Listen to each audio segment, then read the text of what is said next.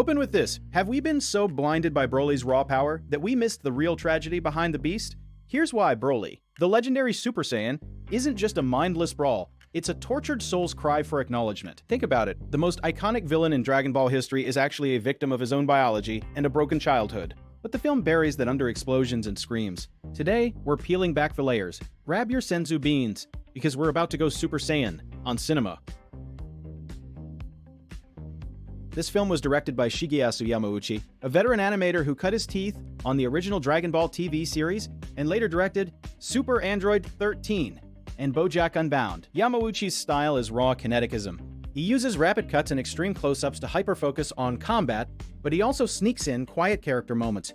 Produced by Toei Animation in their Tokyo studio, Broly was released in Japan on March 6, 1993. The team worked under tight deadlines, often animating scenes just days before theatrical release. Fun fact, many outdoor backgrounds were based on actual Japanese mountain ranges. Genre-wise, this is an action fantasy with heavy martial arts elements, but it subverts the typical hero defeats villain trope. Instead, it's a psychological horror film disguised as a brawl. Broly isn't evil. He's a tragic monster driven by uncontrollable rage and childhood trauma from Goku's crying. The narrative uses flashbacks to frame Broly's backstory, making him sympathetic even as he destroys planets. The storytelling technique is show, don't tell. We see his pain through his berserk fury, not exposition. It's also a race against time thriller. The heroes must find a way to stop Broly before he annihilates everything. Visually, Broly is a feast. The color palette shifts from Earth's blue-greens to Broly's sickly green aura and the stark white of frozen landscapes. Cinematography uses dynamic camera movements. The iconic spinning shot around Broly as he transforms is legendary. Director Yamauchi employs super deformed character proportions during fight scenes to exaggerate speed and impact. The lighting is harsh with high contrast shadows, especially in the final battle. One iconic shot, Broly emerging from a wall of ice, his eyes glowing red, pure nightmare fuel. The use of speed lines and auras conveys power beyond normal anime limits. Beneath the surface, Broly is an allegory for mental illness and unchecked trauma. Broly's legendary Super Saiyan form represents a nervous breakdown. His power is his pain. The film critiques how society fears and rejects what it doesn't understand. Broly is shunned by his own father and used as a weapon. There's also commentary on the cycle of violence.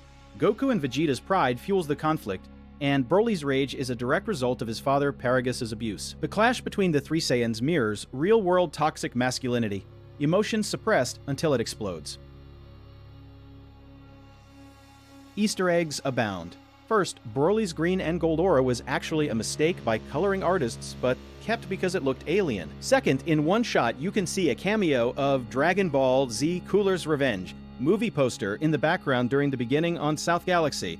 Third, Broly's English voice actor Vic Mignogna recorded his screaming lines in one marathon session and lost his voice for days. Also, the legendary Super Saiyan concept first appeared here, but the original design gave Broly blue hair, later changed to green for contrast against Goku's yellow.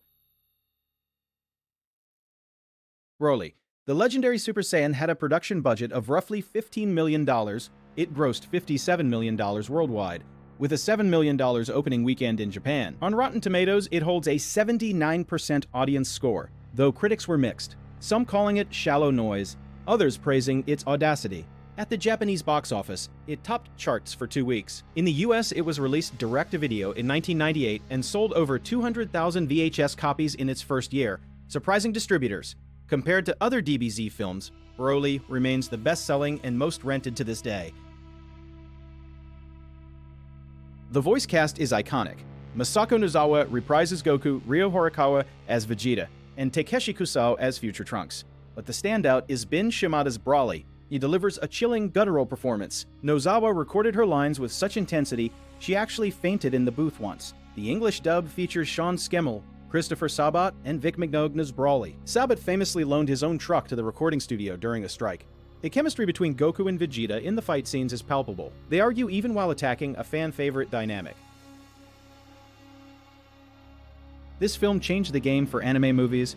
It proved that DBZ could sustain a theatrical story outside the TV canon, inspiring future films like Battle of Gods. Broly himself became a fan icon, spawning multiple movie appearances, and even being canonized in Dragon Ball Super Bro, The movie's success influenced how Toei marketed DBZ globally, leading to more direct-to-video releases. It won the Animage Anime Grand Prix Award for Best Movie in 1993. Without Broly, the modern anime film boom with Demon Slayer, Mugen Train might not exist.